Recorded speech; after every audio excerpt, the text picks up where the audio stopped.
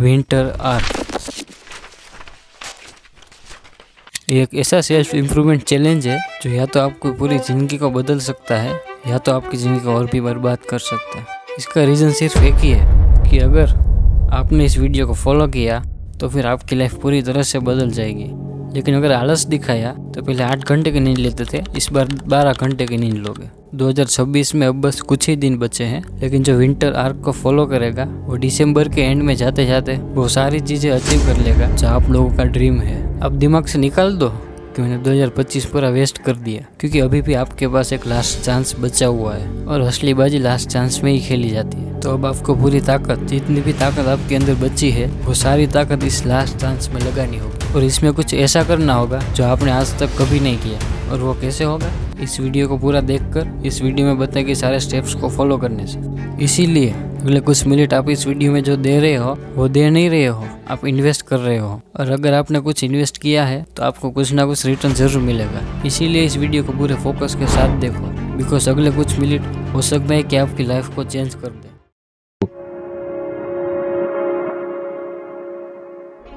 तो सबसे पहले समझो कि विंटर आर्क इतना बेस्ट क्यों माना जाता है। ऐसी कौन सी चीज़ें हैं जिनके कारण विंटर आर्क को बेस्ट आर्क माना जाता है। तो इसके पीछे कुछ रीजन्स है जिनके कारण हम विंटर आर्क को फॉलो करते हैं। वो रीज़न ये है कि विंटर आर्क बनाया ही इस तरीके से गया है जो नेचुरली भी बॉडी को सपोर्ट करता है हमारे ट्रांसफॉर्मेशन के लिए। सबसे पहला बेनिफिट तो ये है कि विंटर में दिन छोटे होते हैं एंड नाइट्स बड़ी होती है और इसी वजह से हमारी स्लीप साइकिल अच्छी होती है, जो कि हमारे ब्रेन को ज़्यादा से ज़्यादा रिकवर होने में हेल्प करती है, ताकि दूसरे दिन सुबह जब हम उठे तो फुल्ली चार्ज होकर अपने सारे काम को कंप्लीट कर सकें। दूसरा बेनिफिट ये होता है कि इस टाइम पर टेम्परेचर ठंडा होता है एंड इसमें काम करना ईजी होता है। ठंड में आप 1 से 2 कपड़े पहनकर अपना काम कर सकते हो, पर गर्मी में अगर आप अपने सारे कपड़े उतार भी दो तो भी आपको गर्मी लगती है और माइंड पूरा डिस्टर्ब हो जाता है, जिनके कारण काम करने में मज़ा नहीं आता, वो इंटेंस फोकस भी नहीं बन पाता है। पर विंटर में ऐसा नहीं होता, यहाँ टेम्परेचर नॉर्मल होता है, इसके कारण माइंड भी शांत एंड कूल रहता है एंड हमारा मन काम को इंटेंस और फोकस के साथ करता है। तो ये तो हो गई बेनिफिट्स की बात जो हमें विंटर में मिलते हैं। अब हमें ये समझना होगा कि विंटर आर्क चैलेंज में हमें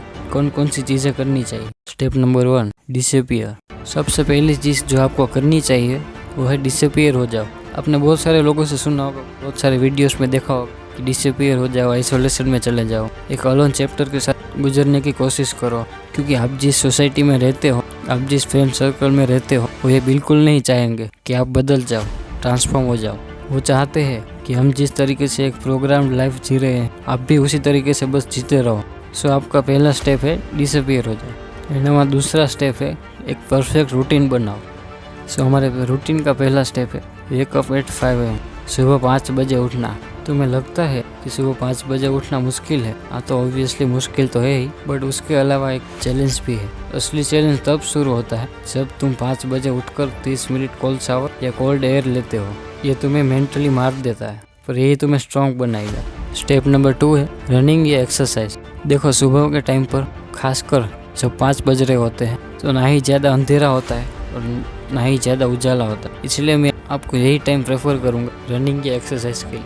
क्योंकि इतनी ठंड में सुबह उठने के हमारे बॉडी का मेटाबॉलिज्म स्लो होता है, और जब हम सुबह सुबह उठकर थोड़ा रनिंग करते हैं या कोई एक्सरसाइज करते हैं तो मेटाबॉलिज्म फास्ट हो जाता है और हमारा माइंड पूरे तरीके से एक्टिव हो जाता है बाकी सारे काम को करने के लिए। अब बिगिनर हो इसीलिए 1 से 2 किलोमीटर से स्टार्ट करना चाहिए। तो हमारा स्टेप नंबर 3 है टेक अ शावर।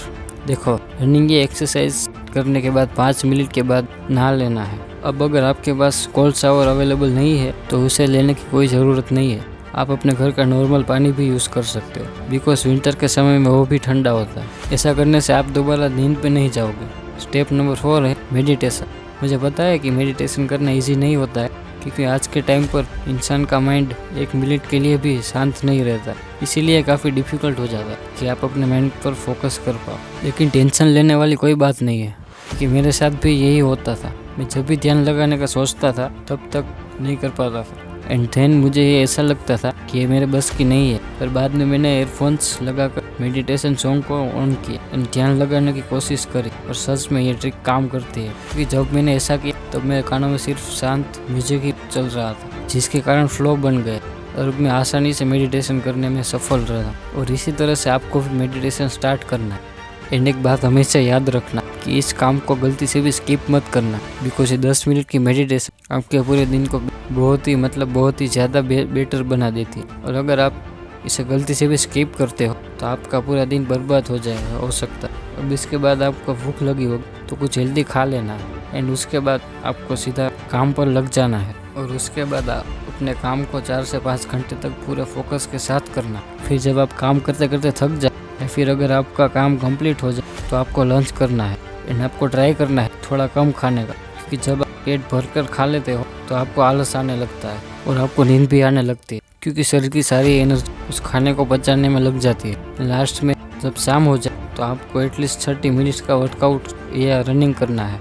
सो अगर आपने सुबह वर्कआउट किया है तो शाम में रनिंग करनी है, और अगर सुबह रनिंग की है तो शाम में 30 मिनट्स का वर्कआउट करना है, क्योंकि अगर आप सुबह रनिंग और वर्कआउट दोनों करेंगे तो आपकी पूरी एनर्जी ख़त्म हो जाएगी और बाद में आपको काम करने का मन नहीं करेगा, बल्कि वेस्ट करने का मन करता है। तो फिर अब हम दिन के लास्ट स्टेज पर आ चुके हैं जहाँ पर रात हो चुकी है एंड अब हमें अपने काम को फिनिश कर रात का डिनर सोने से एटलीस्ट 1 घंटे पहले खाना है। और आपको पूरी ट्राई करनी है कि 10 बजे से पहले सो जाना है, और उसके पहले आपको एक लास्ट स्टेप फॉलो करना है।